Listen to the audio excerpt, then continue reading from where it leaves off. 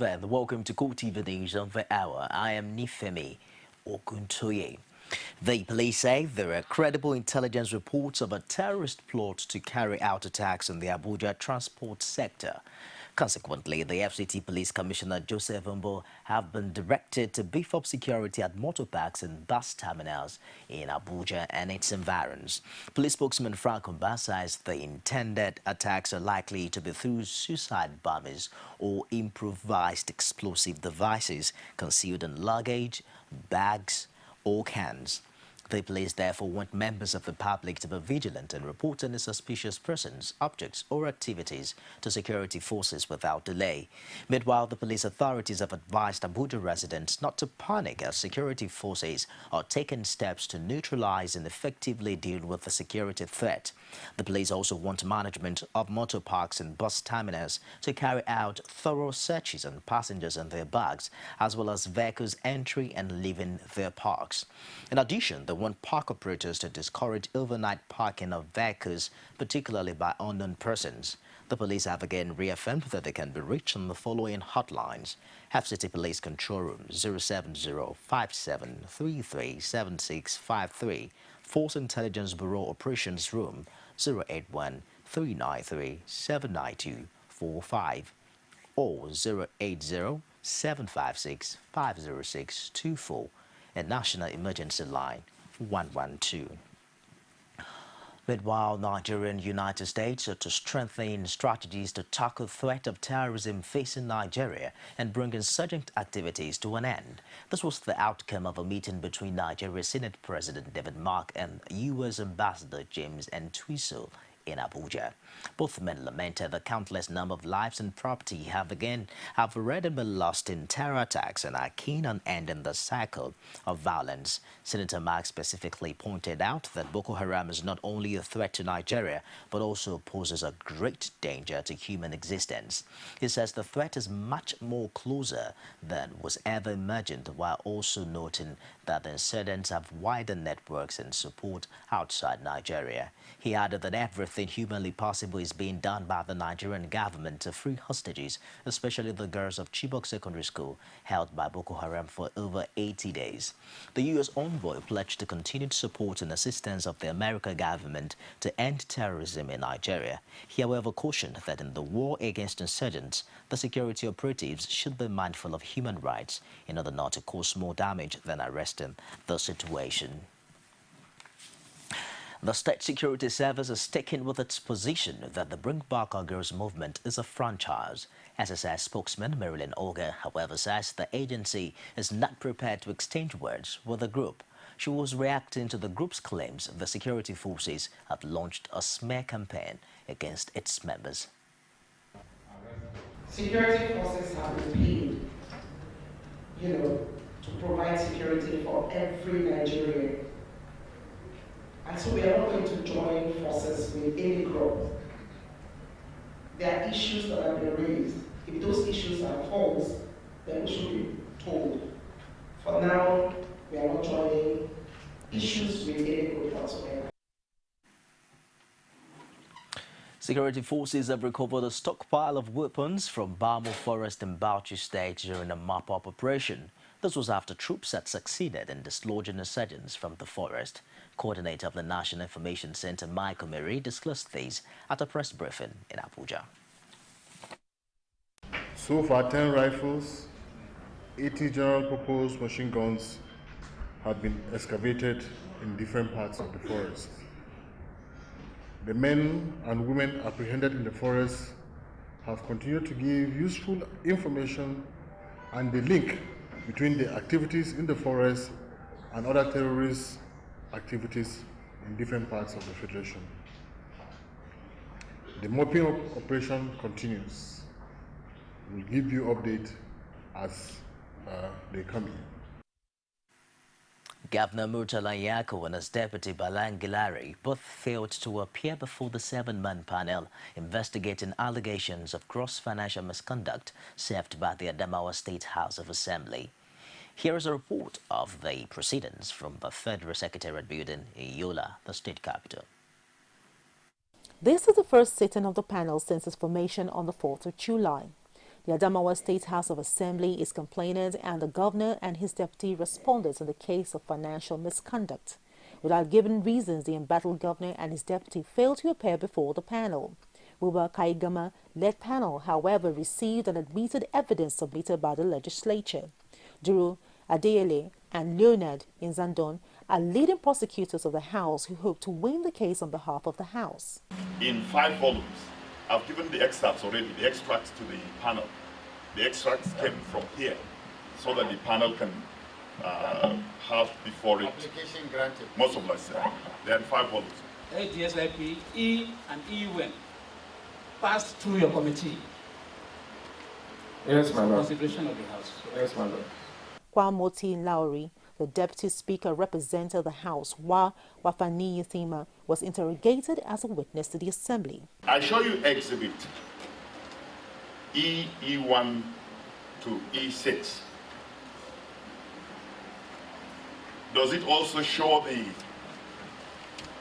deduction of the sum of 142 million from the allowances? Yes, my lord. The panel has adjourned its sitting on Saturday. In the meantime, it promised to summon the governor and his deputy to appear before it.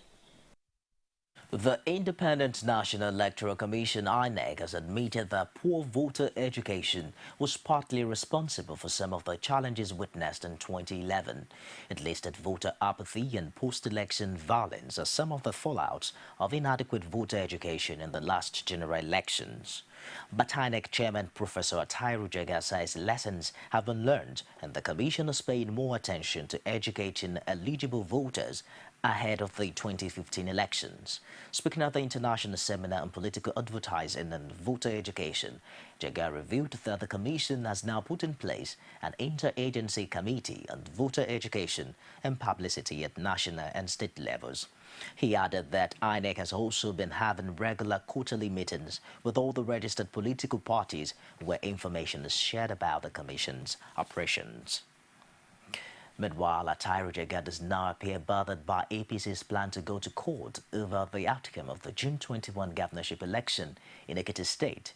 He told journalists on the sideline of the International Seminar on Political Advertising in Abuja that the Commission has not been notified by any court process.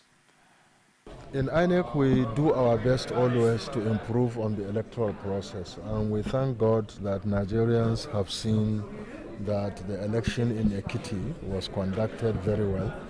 As I speak with you, we have not received any notification that anybody has challenged anything regarding the election.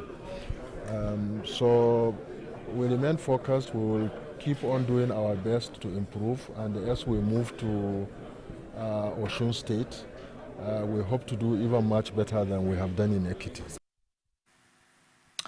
As the 2015 general elections draw near, stakeholders are making sure that the right messages are passed on to the electorate through adequate advertorial. Now, that's what informed an international seminar on political advertising, perception building and voter education that's ongoing in Abuja. Pasamo sampled the opinions of participants on the expectations and now reports. Political campaign is the bedrock for any growing democracy. Nigeria is not different, and political parties have been known to use the media to deliver campaign messages to the electorate.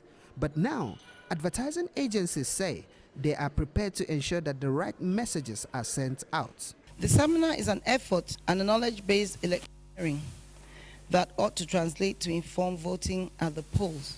In fact, I've been asked many times, why would AAM be doing this?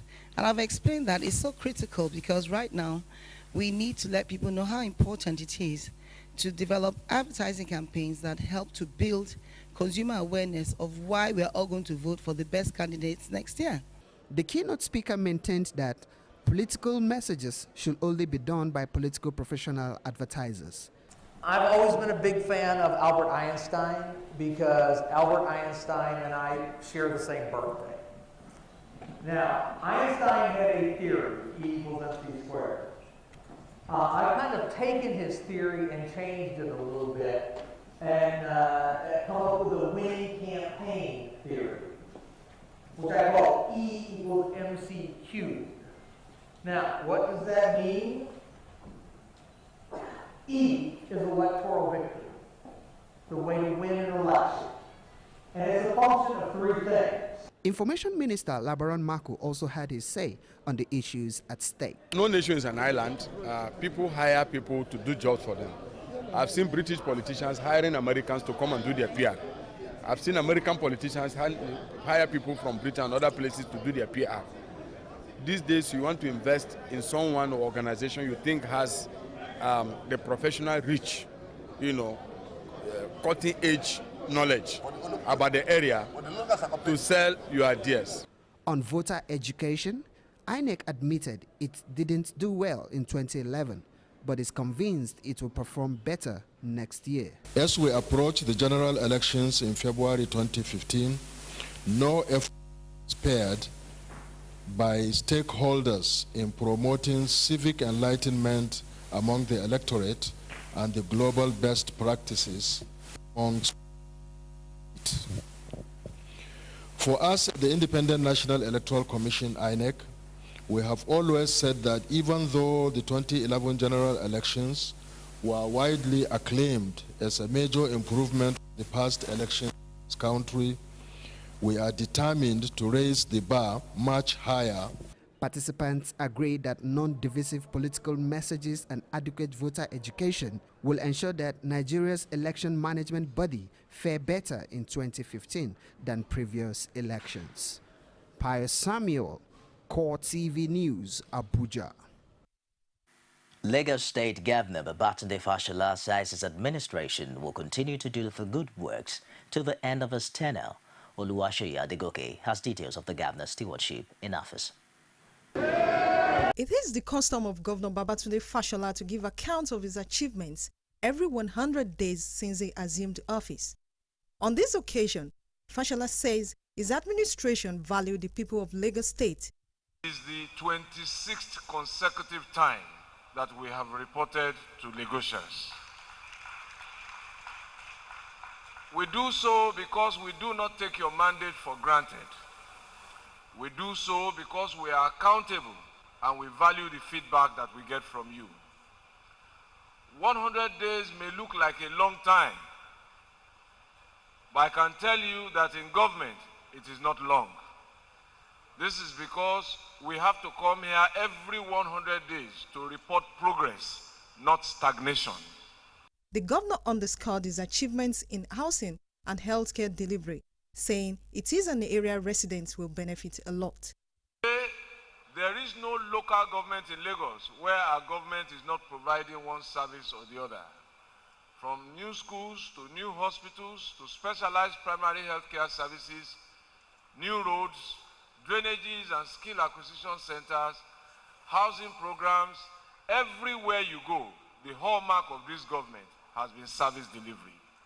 Fashola seized the moment to observe a 1-minute silence in honor of some notable people in Lagos who lost their lives recently. Regrettably, during the last 100 days, we lost some of our prominent citizens and residents. One of my illustrious predecessors, Sir Michael Agbolade Otedola, passed on to glory. Oba Rauf Adeniyi Aremu Mateni, the Olu of Ikeja, one of the vice chairmen of the Council of Obas and Chiefs, also sadly left to join his ancestors. Very distinguished public officers, Bolaji Uthman, the first Director General of the Lagos Records and Archives Bureau, also sadly left us. My learned friend, Bamidele Aturu, departed in a very sad haste. A member of the Senate, Oluremi Tinubu, took time to assess Governor Fashola's administration. It's really done very well. You can see the more you give account, the more, lesser time it takes to do that. Also, at the occasion is the first governor of Lagos State, Mobolaji Johnson, and the monarch, Owolabi Adeyemi. They described Governor Fashola as their pride and the best thing that has happened to Lagos lately. Impressive. And he delivered his address very well. I'm very proud of him. For the administration, if I should grade him, I will give him 100 plus. Every 100 days, Governor Babatunde Fashola gives account of his stewardship to the people of Lagos State. And as his term is coming to an end, the governor promised that the good work continues. Oluwaseyi Adegoke, CoreTV News, Lagos. Thank you, Shay. Still in Lagos, Ekiti State Governor-elect Ayodele Fayose says the People's Democratic Party will continue its winning streak in southwest Nigeria. He also assured party faithfuls that the PDP will win the August 9 governorship election in Osun State. Fayose was speaking at the PDP mega rally held in Lagos. Olujumoke Olatunji was there. In what looks like a celebration of the party's victory in the last governorship election in Ekiti State, the Lagos State chapter of the People's Democratic Party hosted the governor-elect of Ekiti State, Ayodele Fayose, in a mega rally in Lagos. Fayose used the medium to appreciate party supporters. He advised them to shun the APC, which is known for godfatherism. He assured the guardian of victory in the Osun governorship election and the general elections in 2015. The era of imposition, either by the APC or any political party or the PDP, is gone. If you want to continue in politics, godfatherism will take you elsewhere and not the government house. I was amazed, I was surprised when people who are picked to be governor will be insulting a grassroots authority like me, a grassroots institution like me, the only Nigerian in and out of politics that has defeated two incumbents at two different times. Fayose has won election. They challenged me in 2003, I defeated them. I was the governor that defeated Governor Adebayo. I defeated the Fayemi said Adebayo is my godfather. I told Fayemi, I said, if God gave me the capacity to defeat your godfather, how much more a godson? It is a way of life that God has given me to defeat incumbents. I have patience for defeating incumbents. I have patience for defeating incumbents. God has given me that power, and God has exhibited it by defeating both Godfather and Godson. In Lagos State, you will defeat them. Other chieftains of the party expressed confidence that the party is set to take over Lagos in 2015. He is here to encourage us, to tell us that it is possible to free ourselves from the shackles of slavery into which the APC have tied us for 16 years. And as you have heard him exhorting us, it is a fact that the people of Lagos are fed up. Speeches in the rally were full of hope and the rekindling of confidence towards winning the forthcoming elections. Olajumoke Olatunji, CoreTV News, Lagos. As the people of Osun and the state government are yet to recover from the shock of the Ejigbo Model School collapse, tragedy again struck in the state capital, Osogbo. Another high-rising building under construction gave way during nothing less than 6 workers in the state capital. Rashid was at the scene and filed in this report. While surveying the scene of the collapsed building, one of the workers on site, Kazeem Olanrewaju, says the site engineer of the building, which is a proposed shopping mall, took to his heels immediately the building collapsed. Due to casting this morning, we are bricklayer. But during the time we are working, during the time the work will still go on. Immediately, this thing collapsed, and our people enjoy very well in this incident. Just like 5 or 6 of our people. We thank God because none of us died. Olanrewaju, who is also a bricklayer working on the casting of the second floor of the building, says the owners of the building did not use the right quantity of materials, which according to him is the cause of the collapse. The instrument they use for this thing is not solid. It's not good at all. The sand is too much than the cement. This, however, differs from the opinion of Johnson Oyedokun, an electrical engineer who says regulatory agencies have failed to uphold standards in building construction. I was here on the top of the decking on Friday with one of the electrical engineers who is working here. I see the condition of this building. I see that the structure is not okay. It cannot carry this pillar. See what happened now. How many souls will have lost their life this morning? Nigerians, building engineers are not qualified enough. You know, when we are complaining in Nigeria that we are losing soul every day and night.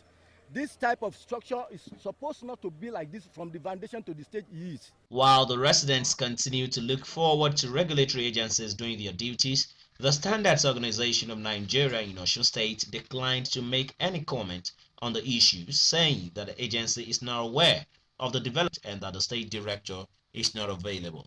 Rashid, CoreTV News, Oshogbo. Story from outside Nigeria is next, coming up shortly after this break. You can now watch CoreTV News live from anywhere in the world on our website www.coretvnews.com. Click on Live TV on our website and watch us live. And welcome to CoreTV Primetime News. To follow us on Twitter, click on Twitter icon on our website.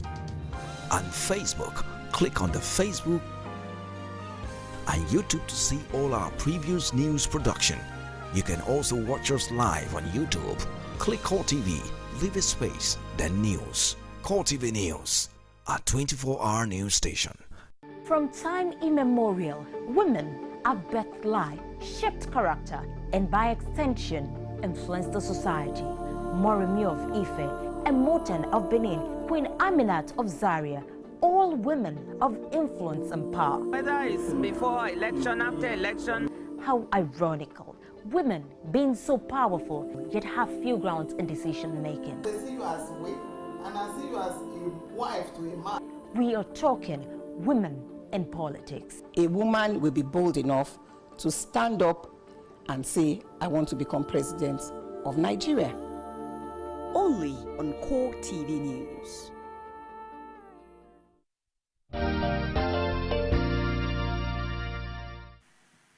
Glad to have you there.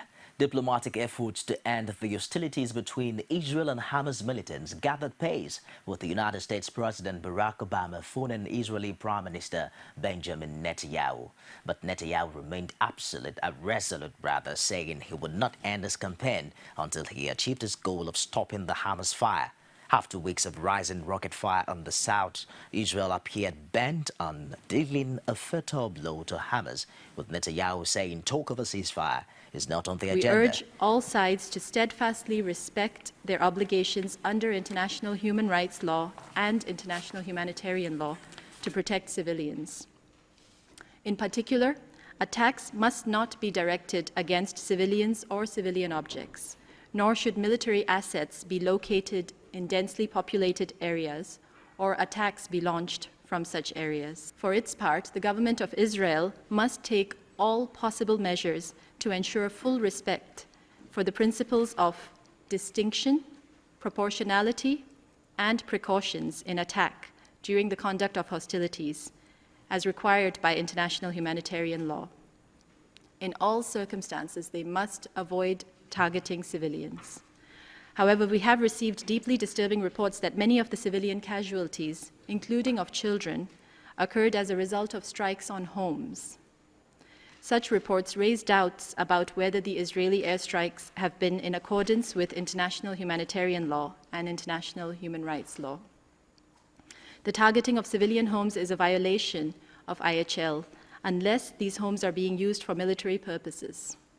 It is high time that the leaders on all sides abandon their poisonous rhetoric and deadly tit-for-tat behavior in favor of a peaceful resolution to this impasse. Military assets should not be located in densely populated areas, and attacks should not be launched from such areas.